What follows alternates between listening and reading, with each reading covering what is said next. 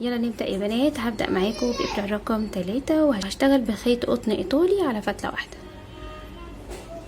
هنبدأ كده مع بعض بعقدة بداية،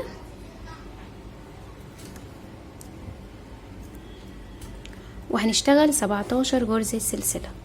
1 2 3 4، وبكده اشتغلت 17 غرزة سلسلة. هنيجي بعد كده ندخل في الغرزة اللي بعديها ونشتغل غرزة حشو، والغرزة اللي بعديها، وهشتغل 16 غرزة حشو. كده اشتغلت 16 حشو. الخطوة اللي بعد كده برتفع سلسلة واحدة وهلف الشغل، وهشتغل فوق كل غرزة حشو غرزة حشو بالشكل ده.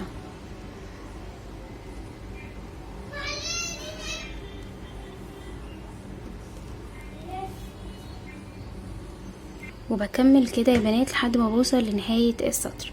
بعد كده برتفع سلسلة واحدة وبلف الشغل وبرجع تاني بغرز حشو.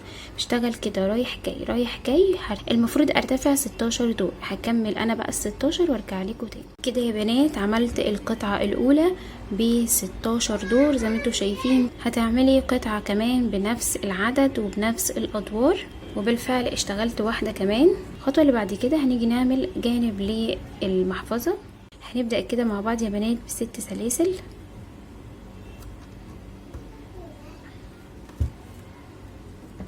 1 2 3 4 5 6. بعد كده هشتغل في الغرزة اللي بعديها غرزة حشو، وهشتغل في الغرزة اللي بعديها غرزة حشو، وبشتغل 5 غرز حشو. بكمل كده لنهاية السطر. الخطوة اللي بعد كده برتفع سلسلة واحدة وهلف الشغل، وبشتغل 5 غرز فوق كل غرزة غرزة حشو زيها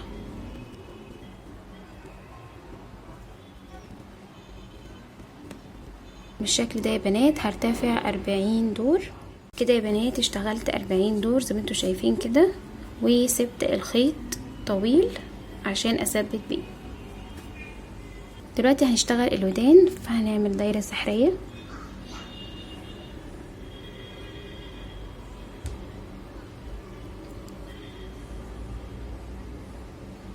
وهنرتفع بسلسلتين. هنا ارتفعت بسلسلة، هرتفع فوقيها كمان سلسلة بالشكل ده، وهشتغل 7 نص عمود جوه الدايرة بالشكل ده. 1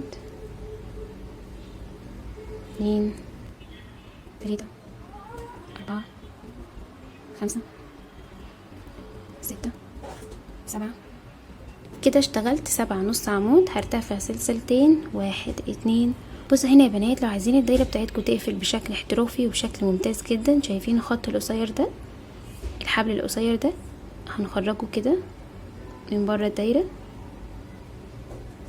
اللي بره كده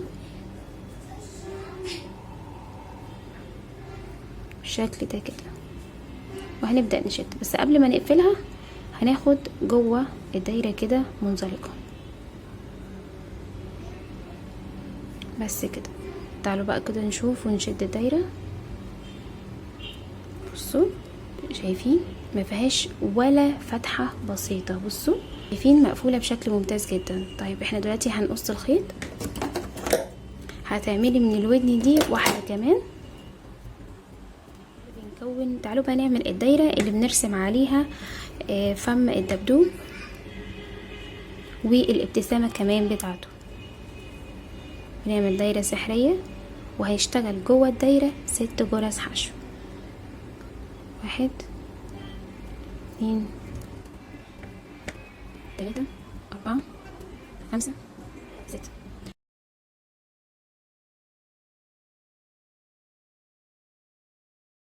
قفلت معايا بشكل ممتاز جدا. وبرضو هنشدها تاني بعد ما بنخلص. 1 2 3 4 5 6. دي اول غرزة.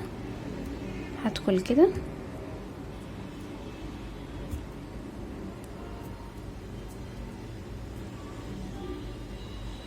وهسحب واشتغل منزلقة. بعد كده هشد دي كمان. هرتفع سلسلة واحدة، وفي اول غرزة هشتغل فيها غرزتين حشو. في الدور ده هشتغل فوق كل غرزة غرزتين حشو، بمعنى هشتغل في كل غرزة تزايد، وعدد الغرز في النهاية هتكون 12 غرزة. هنقفل الدايرة يا بنات بشكل احترافي.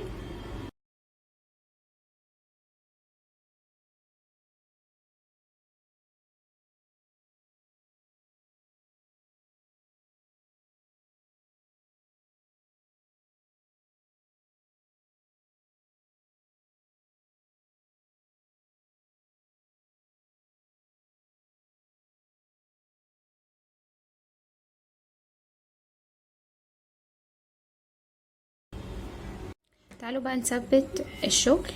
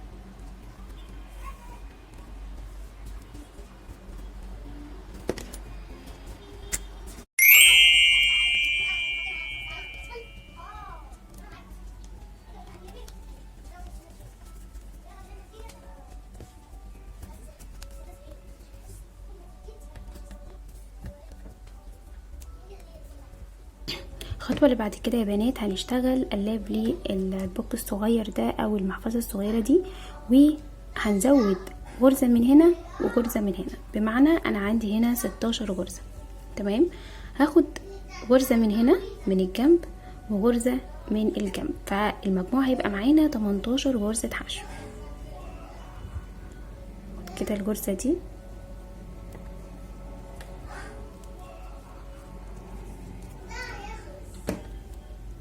بسحب الخيط وبرتفع سلسلة، وفي نفس المكان بشتغل غرزة حشو وهاخد الخيط اداريه تحت الشغل. ده 1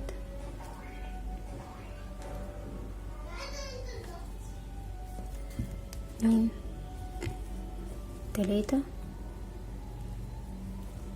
4 5 6 7 8 9 10 11 12 13 14 15 16 17 18. تمام كده يا بنات، 18 غرزة. هنرتفع سلسلة واحدة وهنلف الشغل، وهنشتغل في اول غرزة فوقيها غرزة حشو، واللي بعديها غرزة حشو، وهكذا، وبشتغل 18 غرزة حشو. هشتغل كده بنفس الطريقة، هرتفع سلسلة وبلف الشغل وبشتغل 18 غرزة حشو رايح جاي رايح جاي لحد ما اوصل للمقاس المطلوب، وتقريبا هشتغل 10 ادوار. كده يا بنات اشتغلت 10 ادوار فوق الدور الكامل اللي اشتغلته معاكم، يبقى المجموع كله معايا 11 دور. تمام. الخطوة اللي بعد كده هرتفع سلسلة واحدة وهلف الشغل وهشتغل تناقص بالشكل ده كده.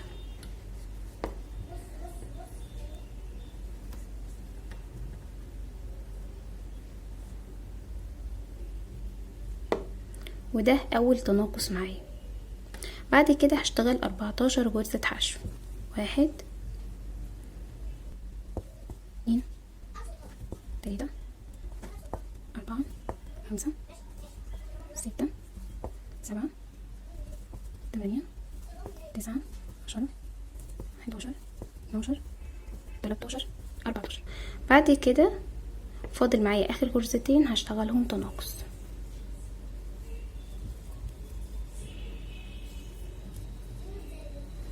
هرتفع سلسلة واحدة، هلف الشغل وهشتغل تناقص.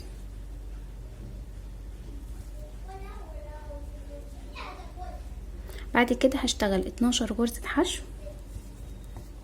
1 2 3 4 5 6 7 8 9 10 11 12. تمام. هيتفضلي معايا اخر غرزتين هشتغلهم تناقص بالشكل ده كده.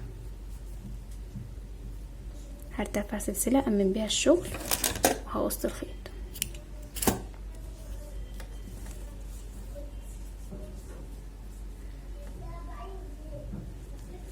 بعد كده الخطوة اللي بعد كده هنيجي نبدأ هنا من اول دور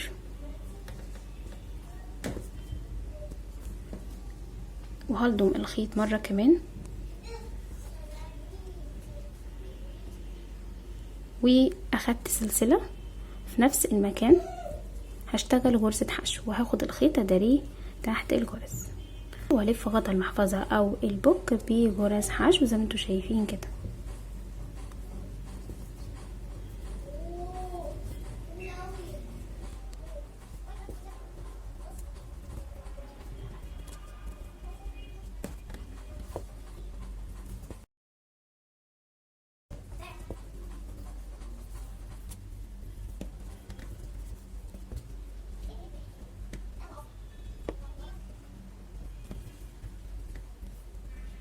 هنا هشتغل تناقص لكن خلي بالكم معايا انا معايا هنا سطرين.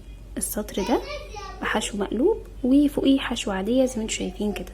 هبدا ادخل الابره هنا في السطر ده كده وهسحب الخيط. بعد كده هتنقل لاول غرزه في السطر الاولاني اللي هو ده كده اللي وشها باين زي ما انتم شايفين كده. ببدا ادخل كده واسحب الخيط واشتغل تناقص. تمام. هكمل كده وبشتغل غرز حشو.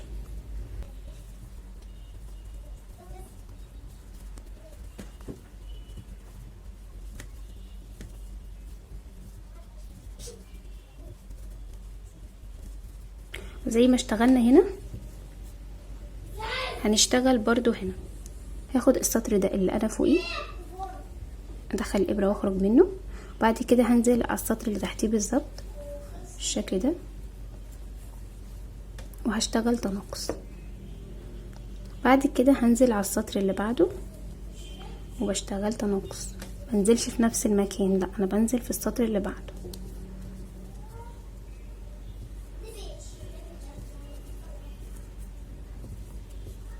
بكمل عادي غرز حشو.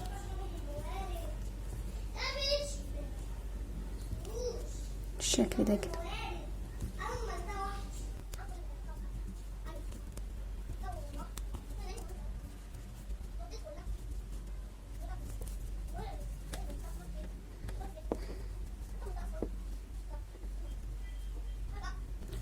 انا حابه اكمل لحد ما اوصل للجهه التانية.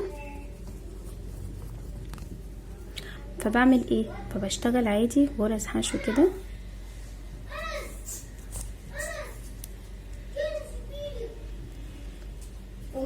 وهاجي هضم الجنب ده مع الجزء الاولاني ده كده وهشتغل تناقص.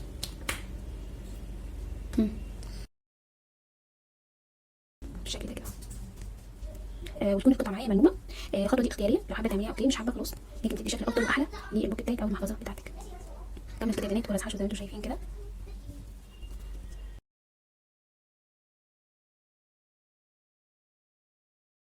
هاخد الغرزة الاخيرة مع الغرزة الاولى في الجنب اللي انا اشتغلته بالشكل ده كده اهو.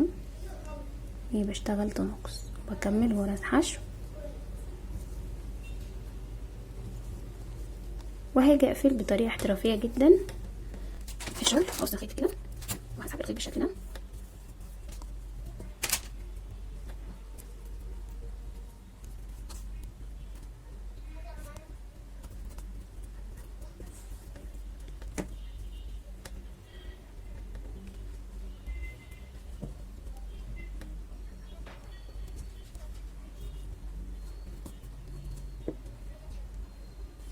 ودي كانت الطريقه الاحترافيه.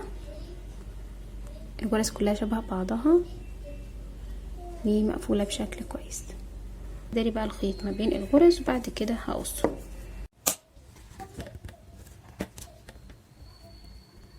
الدايره دي اللي عملناها من شويه هنشتغل في الدايره دي يا بنات. هنشتغل الفم والابتسامه بالشكل ده كده.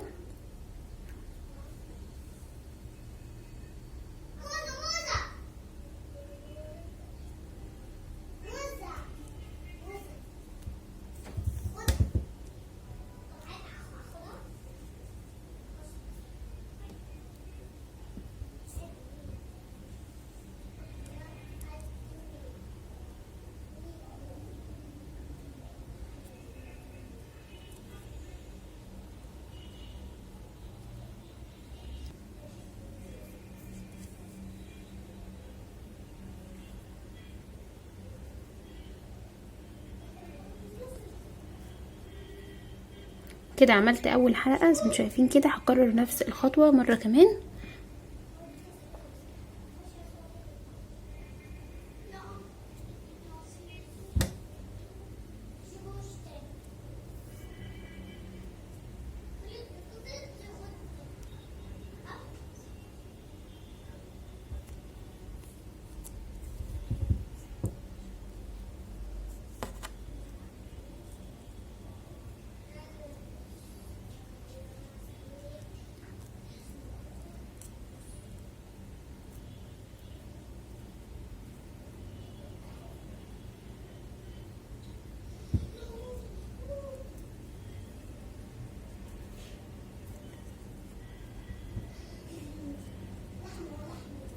بعد كده هعمل الابتسامة بالشكل ده كده.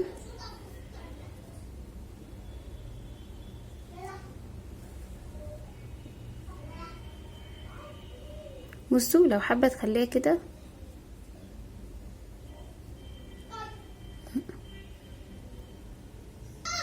هثبتها بالشكل ده.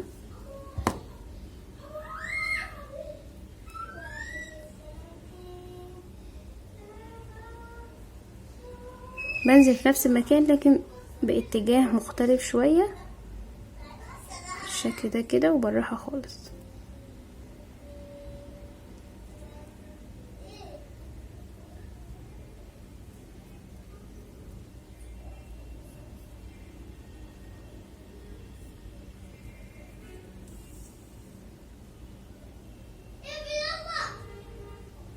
نفس الطريقة هعمل الشكل التاني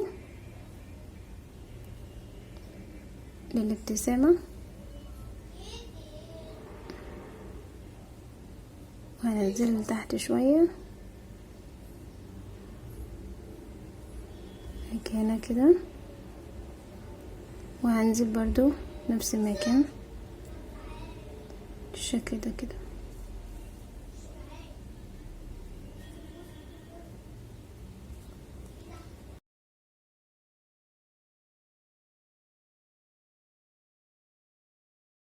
تعالوا بقى نركب ونلزق بالشكل ده كده.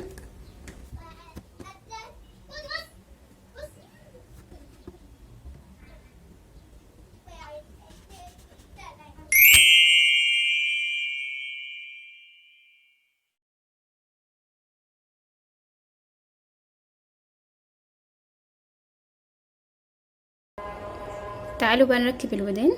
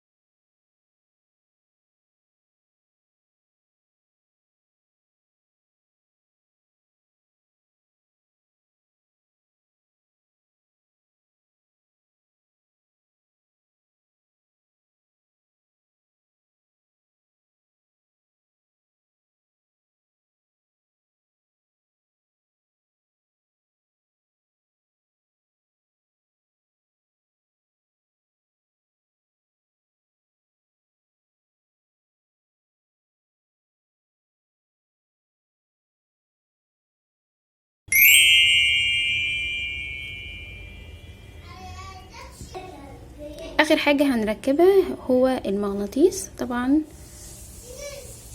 بيتركب هنا كده وبنخيطه بإبرة وفتلة عادي خالص هنا كده، او ممكن نركب حاجة زي كده.